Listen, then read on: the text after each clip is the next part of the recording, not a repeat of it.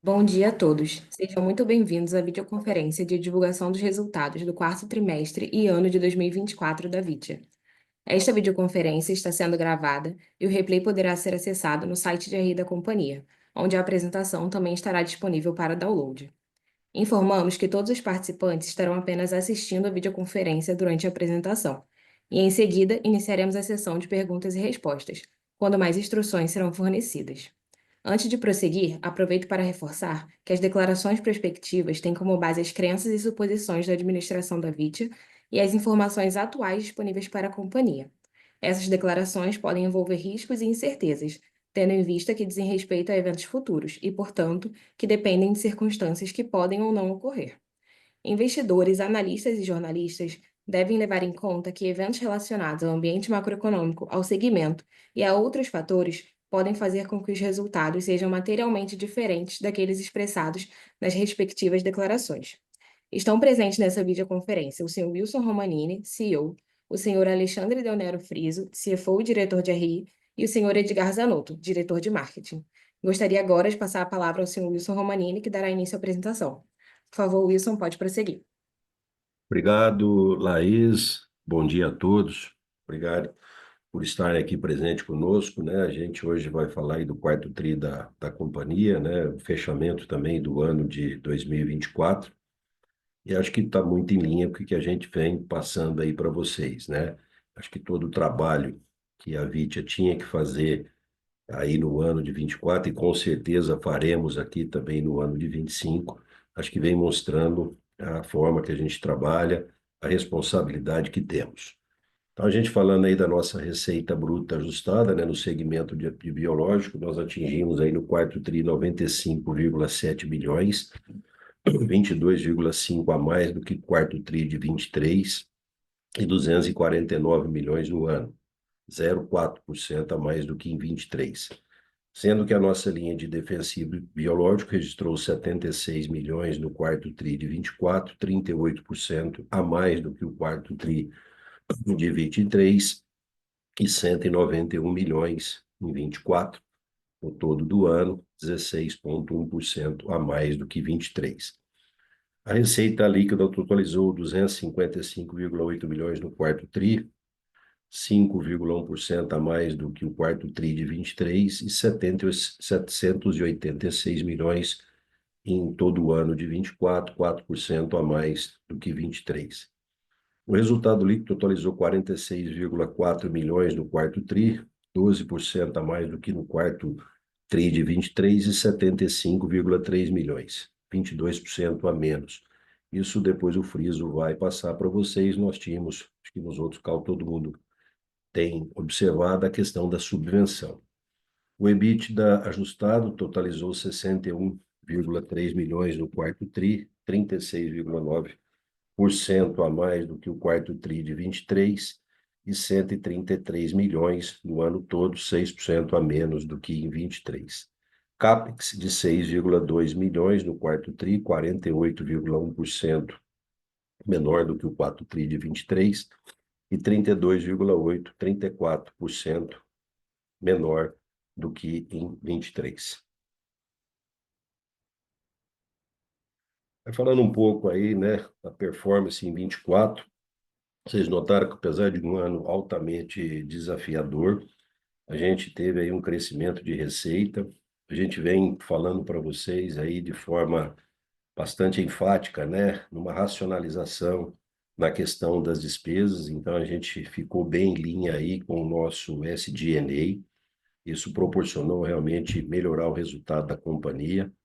A gente vem trabalhando, a gente conhece muito o agro, né? Nós estamos aí há mais de 30 anos e a gente sabe que é um mercado que ele tem as suas variações. Então a gente sempre tenta deixar a companhia num nível de endividamento confortável, né? Então a gente tem um conforto muito grande nesse sentido. E a gente, o quarto tri, foi o momento que entraram aí, né, as chuvas, houve uma pequena recuperação nos preços das commodities. Acho que um ponto importante, a gente entende que as commodities chegaram aí no preço, acho que é daqui para frente, né? Você tem aí principalmente o milho agora, né, que vem aí numa posição bastante positiva de recuperação de preço. A gente entende que o ano de 2025, né, tem grandes desafios, mas efetivamente ele vem mais saudável, e de uma certa forma de trabalho mais confortável.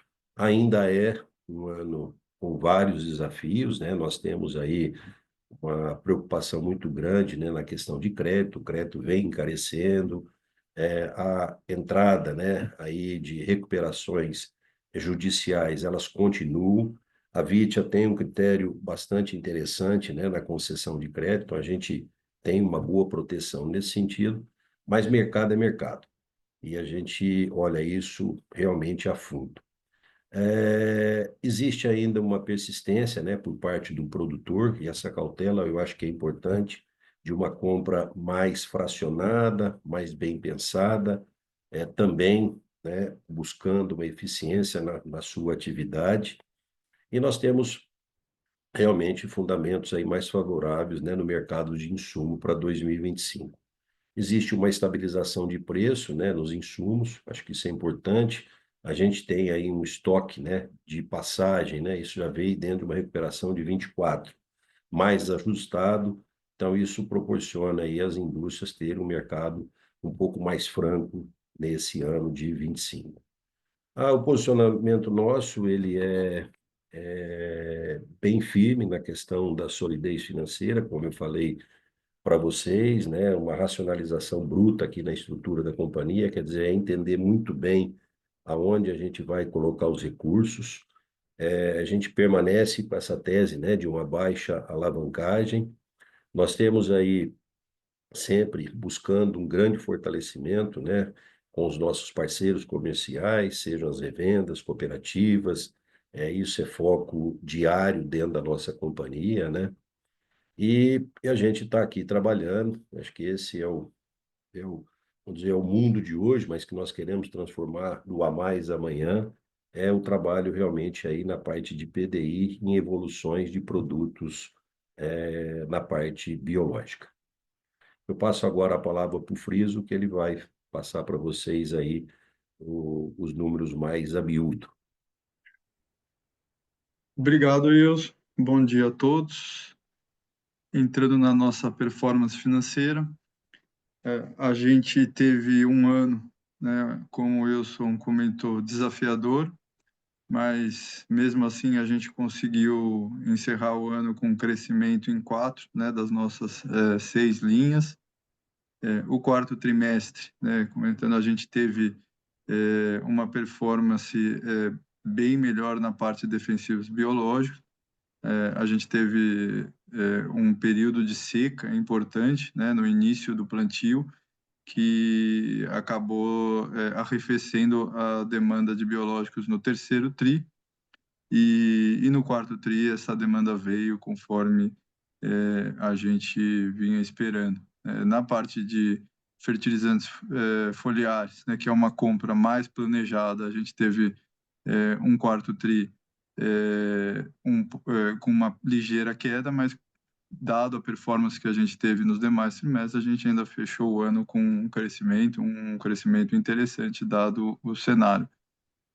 Inoculantes foi um ano atípico, um ano onde a gente observou, né, um cenário complexo sob o ponto de vista de competição, né? Lembrando que essa linha de inoculante ela tem uma preponderância muito grande do inoculante para soja, e como a gente teve um mercado muito atrasado de plantio de soja, a gente acabou enfrentando um cenário competitivo adverso, e a gente observou também no ano, talvez até pela essa questão do atraso, uma diminuição no uso do inoculante. A gente vinha durante vários anos com o crescimento da dosagem por hectare, e o ano passado, acho que em função desse plantio atípico, né, e claro, de um ano mais conservador, a gente entende que teve um mercado menor de inoculante. O organomineral, a gente não vem focando em crescimento, a gente vem focando em sanear, né, a operação, dado que a gente... então, essa queda, né, ela é natural. E o micro de solo também, assim como o foliar, a gente teve queda no último tri, mas no acumulado do ano a gente apresentou crescimento. E os produtos industriais, a gente também teve um crescimento, mas ele acaba não sendo tanto o foco da companhia. E esse crescimento, na verdade, é mais uma recuperação, né, do nível de venda que a gente já chegou a ter. Esse segmento a gente já chegou a vender 70 milhões, né, em 2022. Então, mesmo crescendo bastante, ainda estamos aquém aí do que já foi esse segmento. Passando para o próximo slide, sob o ponto de vista de margem, a gente teve um ano, né, com pressão de preços generalizados, né, em todos os insumos, não só no que a gente trabalha. Dessa forma, a gente acabou tendo o ano, né, com queda em praticamente todas as linhas, né. Acho que condicionador de solo e organomineral foi uma questão um pouco atípica, porque a gente já vinha, né, com um resultado ruim e a gente talvez diminuiu, né, essa queda, né? Mas nas demais linhas a gente teve uma ligeira queda de margem, resultado desse cenário, né, do agro brasileiro, né, de ajuste e de pressão de preços. No quarto trimestre, né, a gente acaba tendo bastante sazonalidade e mudanças de mix.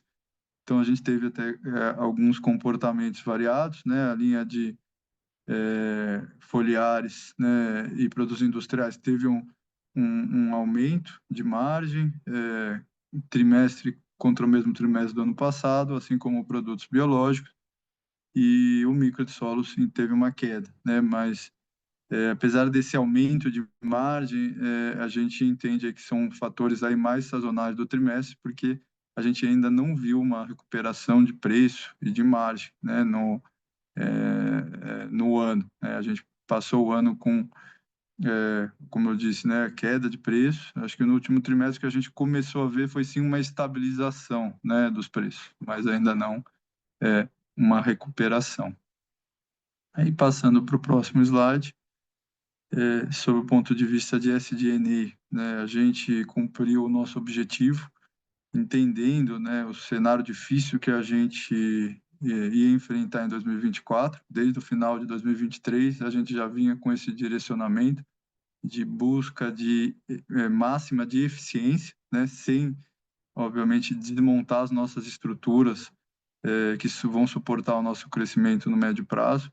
A gente veio criteriosamente buscando onde a gente conseguia reduzir despesas, né, de forma a ser mais eficiente, onde o mercado não estava demandando e, portanto, não fazia sentido a gente atacar o mercado, digamos assim, né? E por isso que a maior parte da nossa redução veio da parte de despesas com vendas, né? A gente foi bem seletivo, né? Nessas despesas ligadas aí estímulo, né? De vendas. E encerramos o ano aí com um crescimento, né? De cerca aí de 1% do SG&A. E vale também ressaltar, né? Nossa PDD, né? Apesar aí de ter passado, né, de uma reversão de provisão para uma provisão, né, essa provisão foi muito pequena em 24, de 358 mil. Tivemos apenas um evento mais relevante no quarto trimestre, de 1 milhão e 400, mas que foi até compensado por algumas recuperações de créditos que a gente teve no ano. Então, a gente fechou o ano com um nível de inadimplência muito baixo. Passando para o próximo slide, como resultado desse cenário, onde, apesar a gente teve, né, um ligeiro incremento de receita, né, uma pequena queda de margem e um controle das despesas, a gente conseguiu, né, segurar, né, uma queda, né, do EBITDA. A queda do EBITDA, né, é óbvio que não é o que está no nosso objetivo, mas dentro do cenário que a gente teve esse ano, ela foi uma queda pequena e muito inferior à queda que a gente teve em 2023, que foi de mais de 30%. Então, a gente conseguiu aí atingir os nossos objetivos em cima de um cenário ainda bem desafiador. Passando para o próximo slide, falando de CAPEX, né, também, né, num ano difícil, né, a gente reduziu o nosso investimento em CAPEX, mas não só pelo ano difícil, mas também porque a gente encerrou o nosso grande ciclo de investimento na nova planta, né, agora não tão nova, né, mas nossa planta de biológico, que resultou num CAPEX mais elevado nos últimos anos. Esse ano a gente só teve um investimento de 8,2 milhões, né, nessa planta, para buscar aí, alguns ganhos de eficiência na planta de biológico, mas hoje a gente está com uma capacidade ociosa importante, então a gente não vislumbra grandes investimentos, né, no curto prazo.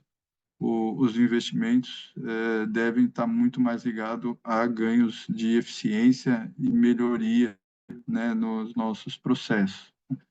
Os outros dois investimentos de destaque, né, são até, do seu ponto de vista, não tão relevantes financeiramente, mas do seu ponto de vista estratégico importante. A gente finalizou a transferência, né, da nossa sede, né, da nossa diretoria para o escritório administrativo em Ribeirão Preto, que está sendo importante, né, para, como eu comentei, para melhorar a nossa captação e retenção de recursos. Algumas áreas têm ocupado espaços aqui em Ribeirão e temos usado aí de forma estratégica esse escritório. E também a nossa planta de macrobiológico, que foi finalizar a nova planta, né, foi finalizada em 2024, foi o ano do ramp-up, e a gente espera agora em 25 colher os frutos, né, dessa nova planta, é, tendo um ano aí inteiro aí com a planta operando. E passando para o próximo slide, a gente, sob o ponto de vista de fluxo de caixa, a gente teve um ano mais difícil, mas completamente compreensível, né? A gente sabe que o mercado está enfrentando problemas de crédito e liquidez. Dessa forma, né, o nosso contas a receber acabou tendo uma ligeira piora. Os produtores acabam buscando um pouco mais de prazo, né, mas a gente entende aí que essa sazonalidade é normal no agro, né, anos de mais e menos liquidez, portanto não preocupa, a gente está dentro do histórico. O que preocuparia seria se a gente tivesse inadimplência, que não é o caso.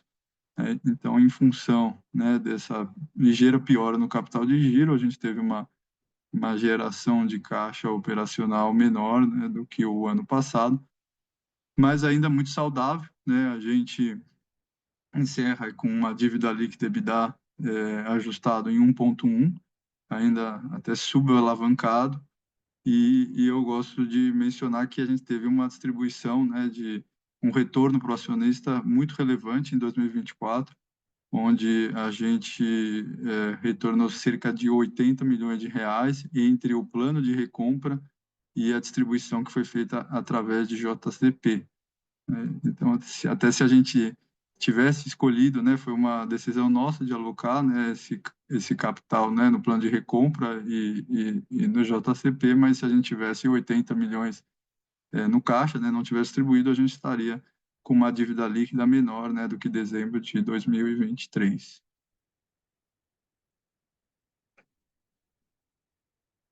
E entrando na parte fiscal e financeira, a gente teve um resultado financeiro melhor em 2024. Aí vale destacar só uma mudança na nossa prática contábil, onde em 2023 a gente tinha alocado cerca de 4,2 milhões do IR sobre o JCP no resultado financeiro. Era uma prática histórica, mas que a gente entendeu que não era a mais adequada, e a gente retirou, né, esse imposto, né, do JCP do resultado financeiro e realocou na linha de IR e contribuição social. Porém, né, mesmo desconsiderando esse resultado, a gente teve uma despesa financeira mais baixa do que 2023, em função de uma dívida líquida média no ano menor do que o ano passado e também de uma taxa, né, de juros média ao longo do ano menor de 24 em relação a 23. Obviamente, a gente todos sabem, né, que a taxa está em um movimento de alta, mas o nosso custo de captação médio do ano de 24 ficou menor que 23. E na parte fiscal, conforme esperado, né, a gente teve um aumento muito relevante, né, da carga fiscal no ano, né, comparando, né, o delta do ano, foram 21 milhões, né, a mais de imposto de renda e contribuição social, isso em função do fim, né, da subvenção. Isso foi aprovado, né, no final de 2023, né, o final a mudança da legislação, né, que permitia, né, o abatimento da subvenção do imposto de renda e contribuição social. Então, isso já era esperado e teve um impacto negativo, né, em 2024, fazendo com que a gente tivesse uma queda mais relevante de lucratividade do que a nossa queda operacional e financeira.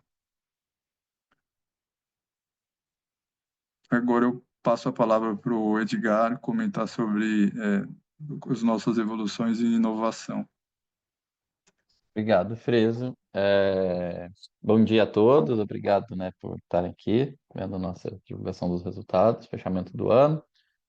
A gente vai falar um pouquinho sobre o investimento constante, né, de P&D. A gente continua muito focado nos produtos biológicos, né, no mercado. A maioria do nosso investimento continua. A gente, apesar de um ano difícil, a gente manteve os investimentos que a gente tinha feito em 23, continuou em 24. Então, a gente tem praticamente os mesmos níveis, né, tem até uma variação ali de 4,6% a mais no trimestre e 1,1% ali no fechamento do ano. Então, a gente vem tentando trabalhar e não cortar nada desse segmento de investimento, porque a gente entende que é isso que vai trazer o nosso futuro, né? Então, a gente teve bastante ganho durante o ano, né? 13 novas recomendações de produto para alvos biológicos, né? Tem 14 registros especiais temporários, né, que a gente obteve em 2024. 5 são com micro-organismos que ninguém está trabalhando hoje, né? Tem muita coisa bem inovadora. E tem 9 que são novas formulações. Alguns desses aí, muito em breve, a gente vai colocar aqui na linha, esses saem mais rápido, né? Os micro-organismos inovadores levam um pouco mais de tempo. E talvez o pessoal já comece a ver aí a nossa comunicação, que é o lançamento do Triumph, né? Que a gente está aí num mercado de mais de 3 bilhões de reais, que é praticamente o tamanho do mercado todo de defensivo biológico, com um multissítio, né? Que é um base de minerais ali para controle de doenças. E a gente começou os trabalhos, a gente entende que tem um espaço muito grande para a gente trabalhar nesse ano, seja com divulgação e com acesso ao mercado já fazendo bons negócios, né? Então vamos para o próximo slide. Na área de desenvolvimento de mercado, a gente continua muito focado em toda a nossa linha de produtos, mas especialmente nos produtos biológicos, né? Então, a gente vem crescendo o nosso trabalho de Biovit, agora muito mais focado em alguns lugares, né? A gente vem repetindo que esse é um projeto para mostrar que biológico funciona, né? Para que a gente dá conta de ter um manejo praticamente com 100% dos defensivos biológicos, sem ter intervenção química. Não é nosso objetivo transformar todos os produtores em orgânicos, mas sim mostrar que essa tecnologia funciona, que defensivo biológico é defensivo, né, apesar de ser de origem biológica. Então, a gente já está com mais de 82 campos montados, né, e a gente trouxe aqui um resumo do que a gente tem de incremento de produtividade em cada uma das culturas, né, que além de ter um custo muito parecido, a gente consegue ter incremento, né, de produtividade quando se usa biológico, porque ele não tem os efeitos colaterais. Um negócio que é muito importante, qualquer defensivo químico que você usa, você traz um efeito colateral para a planta, e quando você usa um produto biológico, você normalmente aumenta o nível de produtividade, tira estresse da planta também. E a gente tinha falado no final do ano, no nosso call com vocês, né, a gente fez praticamente, eu chamo de um spin-off, né, do projeto BioVitia, que foi o grão de Vitia, que é muito importante para a gente, que dentro do que a gente foi aprendendo com o Biovitia, a gente entendeu que café a gente dá conta com uma facilidade muito maior de tirar uma lavoura 100% biológica. E a gente está levando isso como um manejo, proposta de manejo mesmo para os produtores, e a gente vem trabalhando ali com ótimas distribuições, né, com as grandes cooperativas de café, para levar isso para o produtor agora, né? Então a gente já está com 22 campos dessa maneira, né? Então você vê que já tem um volume grande, e tem os 3 estados brasileiros, só que dá uma área de 123 hectares com os trabalhos que a gente vem para desenvolver esse mercado. Lembrando que a gente já tem alguns grandes produtores que já reverteram a produção para fazer o manejo 100% biológico depois que fizeram esses campos ali. Então é um pouco diferente, o outro é muito mais para comunicação, Biovitia, já o grão de Vite é um negócio para mercado, para vender mesmo, né? Mostrar e mudar a recomendação para o produtor, né? Basicamente é isso que eu tinha para falar para vocês. Friso, pode ficar à vontade agora. Obrigado, Edgar. Falando na parte de mercado de capitais, né, o que gostaria de ressaltar, né, é o nosso programa de recompra. A gente está com o quarto programa aberto, né? A gente já executou cerca de 25%, né? Cerca aí de 1.100.000 de ações. Nosso objetivo é manter a mesma estratégia, né? Aproveitando oportunidades, né? Sabendo do descolamento, né? Entre o preço de mercado, né? E o que a gente acredita que é o valor intrínseco da companhia. Isso está tendo uma relevância financeira para a companhia, né? Como eu falei, né? Em 24, a gente destinou cerca de 40 milhões entre o segundo, terceiro e quarto programa. E 24 a gente também teve um nível um pouco mais alto, né? De payout, onde a gente fez aí 38,2 milhões, portanto, né? Chegando aí próximo daqueles 80 milhões que eu comentei na análise do nosso fluxo de caixa.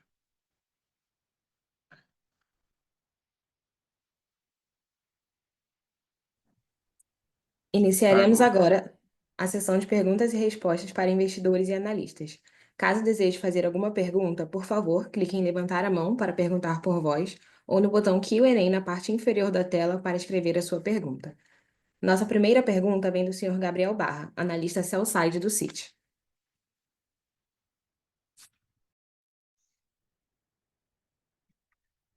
Oi, pessoal, bom dia. Wilson, Alexandre, Edgar, obrigado por pegar minhas perguntas. Eu tenho duas aqui. Eu acho que o primeiro, acho que até no último conference call, a gente já estava esperando realmente uma recuperação no volume nesse quarto trimestre. O quarto trimestre, ele veio bem, mas quando a gente olha no resultado do ano, a gente vê um EBITDA ali caindo, né, quase 6% ali ano contra ano, mesmo com a receita recuperando, a gente tem um cenário de margem, um cenário mais difícil no ano, né? A minha primeira pergunta é o que a gente deveria esperar para 25? Eu acho que tem uma melhora realmente na margem do produtor, mas a gente vê o mercado falando com outras revendas e outros produtores também de insumo, um mercado muito duro de crédito e o produtor também mais alavancado, né? Por mais que tenha esse aumento de margem, parece o cenário ainda difícil, vamos dizer assim, em 25. Então, se puder comentar um pouquinho como o que deveria esperar aqui para 25 em termos de rentabilidade e de aumento de top line, onde são. Fala um pouco de forma geral sobre isso, acho que ajudaria a gente a entender um pouco melhor a dinâmica do setor.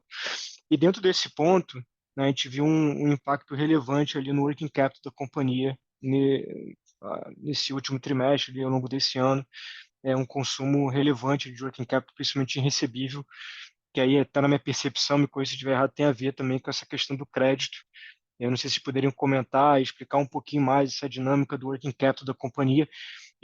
Se isso pode até ser uma fortaleza da empresa para os próximos anos, dado esse mercado de crédito também mais estressado para o produtor, né? Se você poderia usar o seu balanço como uma das forças motrizes aqui para o crescimento, dando um pouco mais de crédito, tentando pegar um pouco mais desse market share, tendo esse balanço um pouco mais robusto. Então, se puder falar um pouco sobre isso, seria ótimo. Obrigado, pessoal.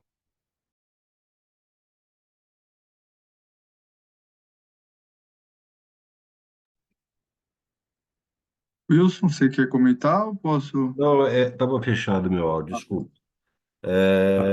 Eu acho que a primeira eu falo aqui, acho que depois a segunda você, Friso.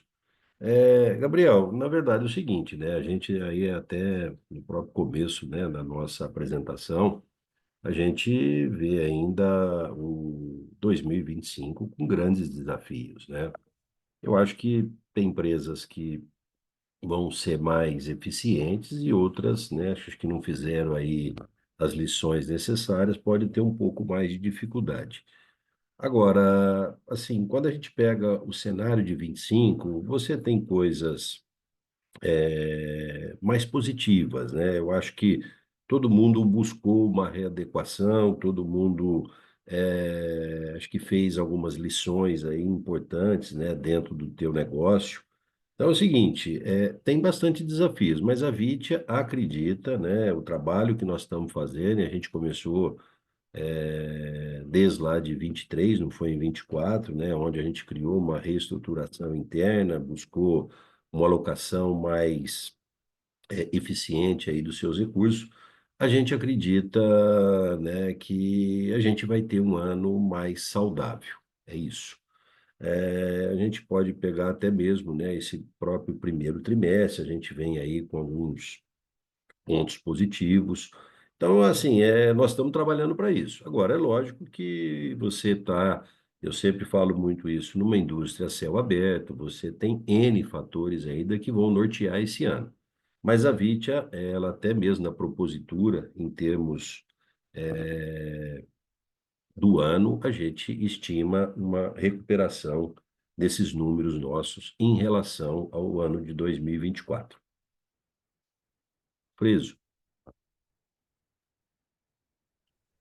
Falando de capital de giro, Barra, sim, a pior ela está em função do cenário, né, de crédito, né, eu até comentei que o agricultor, as revendas, né, alguns que costumavam até comprar no curto prazo, vieram buscar prazo com a gente, né, então eu acho que é natural nesse cenário de restrição de liquidez e maior inadimplência, e a gente tem balanço para suportar isso, né, sabendo que os nossos clientes, às vezes, eles podem estar buscando um pouco mais de prazo, mas são clientes saudáveis, né? Como a gente pode ver aí pelo nosso histórico de inadimplência. Então, acho que, sem dúvida, isso é um diferencial. A gente sabe que, como o Wilson falou, nem todos, né, estão com um balanço tão robusto quanto a VIT, né, para poder suportar essa piora no capital de giro. E a gente vai ter que realmente esperar o desenrolar, né, do ano para saber desse cenário, né, de crédito e liquidez que preocupa bastante, né? Ele preocupa bastante todos do setor.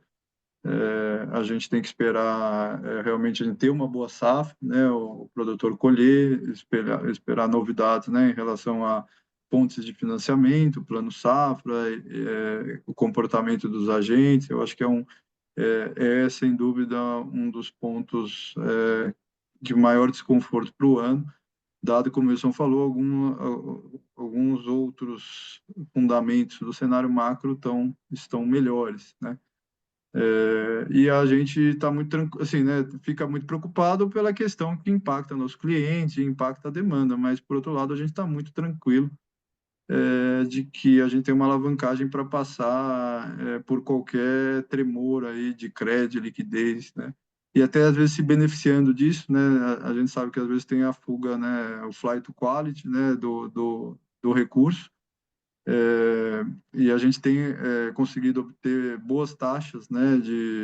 Com spreads baixos, né? Então acho que os agentes estão preferindo nomes mais seguros. Então a gente está com um custo de captação bem atrativo frente ao nosso histórico até e o que a gente ouve dos demais do mercado.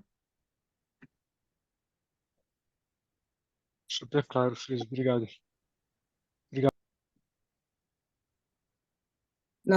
Nossa próxima pergunta vem do senhor Pedro Fonseca, analista sell-side da XP.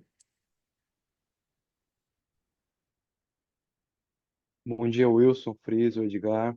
Espero que estejam bem. Obrigado pela oportunidade aqui. Eu queria fazer uma pergunta e talvez dois follow-ups aí na pergunta do Barros. A primeira sobre essa questão do mercado de inoculante. Chamou um pouco minha atenção por o seu comentário de que vocês especulam, né, que o mercado tenha diminuído em 24.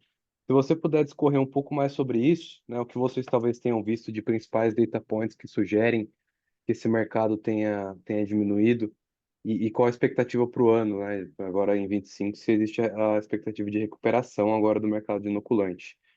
E aí talvez os outros dois follow-ups aqui da pergunta do Barra, né? Essa questão de crédito mais restrito, ela afeta os seus clientes, mas também afeta os concorrentes, né? E nesse cenário, talvez de alguns concorrentes mais fragilizados, eu queria entender se talvez conversa de M&A volta para a mesa, né? Se existe, se vocês identificam potenciais oportunidades no mercado.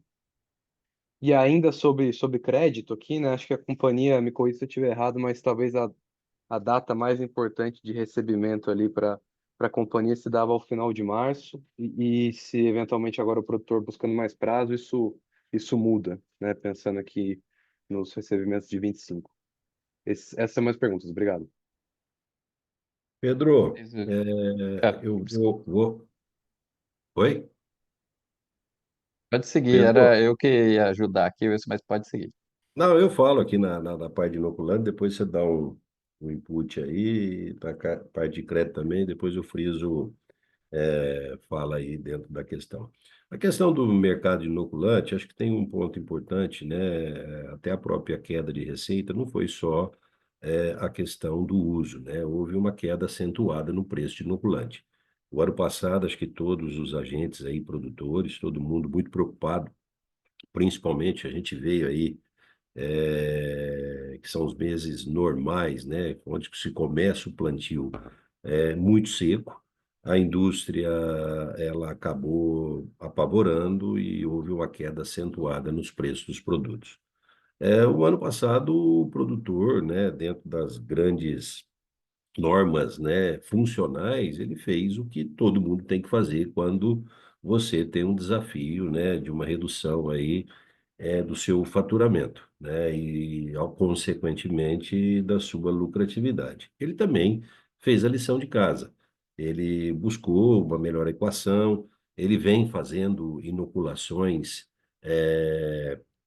parrudas, né, nos anos anteriores. Você tem uma certa uma reserva de risóbio no solo. É muito importante a reinoculação, está mais do que já propagado pela própria Embrapa, mas ele fez aí conta e ele reduziu aí realmente o uso, né, do inoculante. Então, automaticamente, nós fomos pego, acho que em dois pontos importantes: queda de preço e redução de uso. O que que a gente espera para 2025?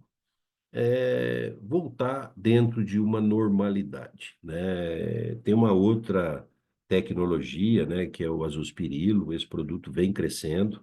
Ele teve uma queda também acentuadíssima de preço, mas ele vem crescendo o uso, inclusive, até mesmo em outras culturas, né? Todas as empresas estão trabalhando em registro em novas culturas.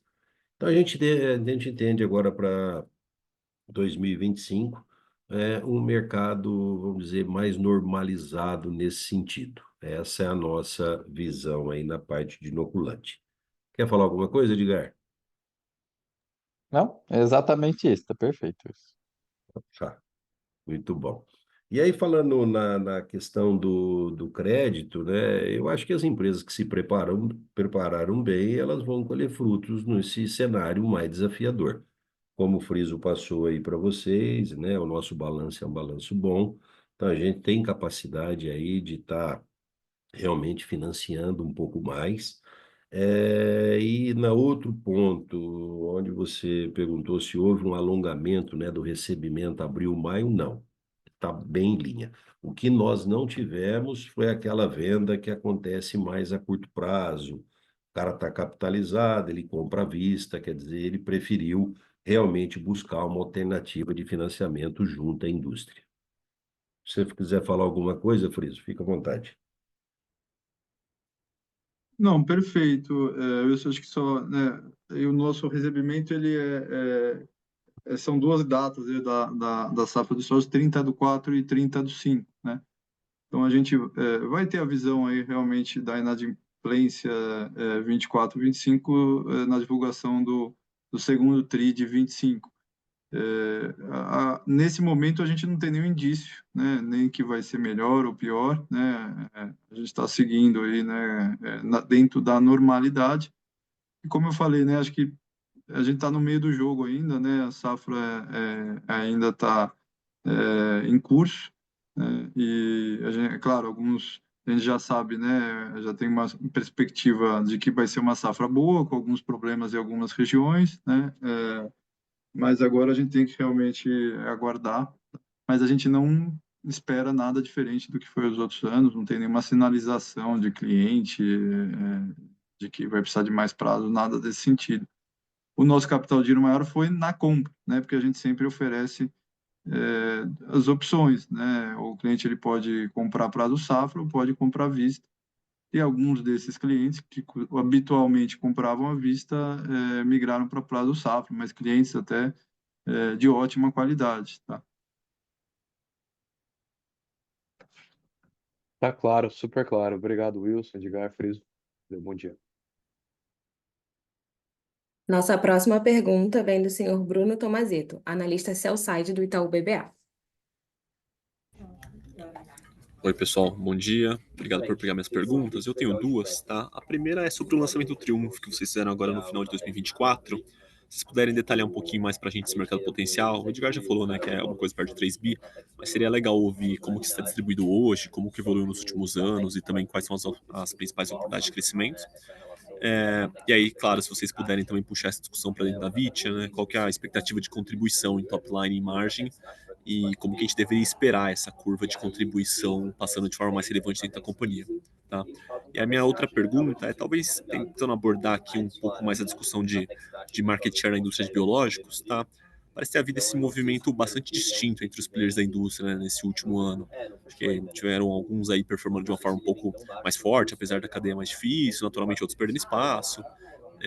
Então a pergunta é quão intensa vocês sentem que foram essas mudanças de share ao longo de 24, tá? E principalmente quais foram os drivers que contribuíram com essa diferença de performance. Se atribui isso mais a preço, se de repente o acesso à revenda, uma força comercial diferente pode ter contribuído de forma um pouco melhor para algumas das empresas, tá?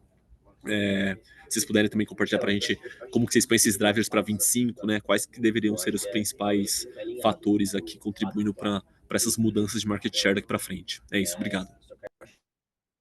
Edgar, fica à vontade.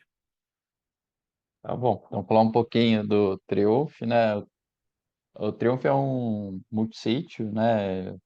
Extremamente usado aí na cultura da soja, em outras culturas também, a gente tem registro para tomate, café, algodão, citros, né? Então, ele é feito por cultura, não é por alvo, então tem que... É cultura e alvo, na verdade. É extremamente utilizado. E hoje a gente tem praticamente só dois concorrentes aí que dominam o mercado com princípios ativos aqui no Brasil, hoje funcionando. E são de difícil aplicação, ou normalmente tem uma dificuldade de colocar, ou traz algum estresse muito grande para a planta, dependendo do tipo de produto. Porque a gente está trazendo uma solução com facilidade para o produtor, competitivo em questão de preço, que é um problema gigantesco de entupimento de bico, compatibilidade de produto. Eu estou falando de um fungicida que é multissítio, que é compatível com nossos fungicidas biológicos, ou seja, ele pode ser aplicado junto. Então, a gente tem várias vantagens que a gente vem trazendo para o produtor, além de ser competitivo na questão de preço. A gente é uma empresa, vamos dizer, não é uma multinacional que tem aquela capacidade de comunicação gigantesca, mas a gente está investindo bastante esforço e a gente tem uma expectativa que esse produto já seja relevante, né, no nosso resultado desde o primeiro ano. Mas provavelmente a gente vai ver o grande crescimento e ele sendo o resultado em 2026, tá? Essa é a realidade. O Wilson quiser complementar e já seguir para as próximas. Eu acho que o Edgar falou exatamente isso. Quer dizer, acho que é um produto que vai ter uma grande contribuição aí para a nossa companhia. A gente vê um crescimento muito grande. A gente aposta muito, né? É um produto realmente diferenciado. Eu até tenho falado muito que o produto ele precisa ter três coisas. Precisa ter qualidade e eficiência. Isso aí aquele negócio não dá para não ter. E eu acho que o outro ponto muito importante, né? A gente tem custo. E acho que o ponto principal, acho que o Edgar falou, né? A compatibilidade dele com o biológico e a aplicabilidade. Ele é um produto muito fácil na aplicabilidade. Então, acho que é um produto que entra aí para disputar de forma vencedora. Falando falando da curva de contribuição, é lógico que é um produto que vai ter a sua contribuição aí no resultado da companhia. E aí você fez, desculpa, Bruno, mais duas perguntas, né? Não, só para discutir também a questão do market share na indústria de biológicos, né? Quais são os principais drivers que você viu esse ano e se esses drivers deveriam continuar sendo os mesmos no ano que vem. O que que a gente tem visto, né, na indústria de produtos biológicos? Houve uma queda acentuada do preço, isso é natural, né? Tem várias plantas, né, que foram instaladas, né, e ampliadas dentro do país. A gente trabalha, a Vitia tem uma característica muito intensa na verticalização do teu processo. Acho que um ponto muito importante, acho que a única companhia que faz de A a Z na produção de um biológico aqui no Brasil é a Vitia, né? Muitas empresas acabam terceirizando, né, o trabalho nesse sentido, então a Vitia realmente se estruturou fabrilmente, isso nos dá custo. Então, a gente está muito claro que a gente tem que escalar, né? Então, quando a gente pega efetivamente, né, o volume que nós criamos de receita versus o volume que nós produzimos, nosso volume foi bem maior. É, algumas divulgações, é um pouquinho complicado, né? Porque a gente vê algumas divulgações do mercado em números assim que a gente até nem concorda muito. A Vitro é uma empresa de capital aberto, ela vai vir contar aqui o que é, né? As outras empresas não têm aí uma precisão tão forte nesse sentido. Então, assim, a gente vê algumas divulgações que causam um pouco de dúvida, né? Os próprios relatórios das associações, a gente tem um pouco de dúvida nesse sentido. Então é isso. Acho que o driver nosso é muito esse aí, de realmente escalar o nosso processo, né? Você pode ver que até mesmo com a questão aí, né, dos preços caindo, a nossa margem não caiu muito. Tá super claro, obrigado.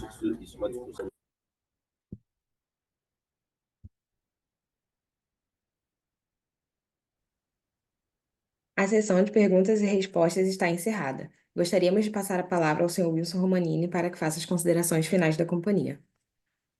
Novamente aí, obrigado a todos.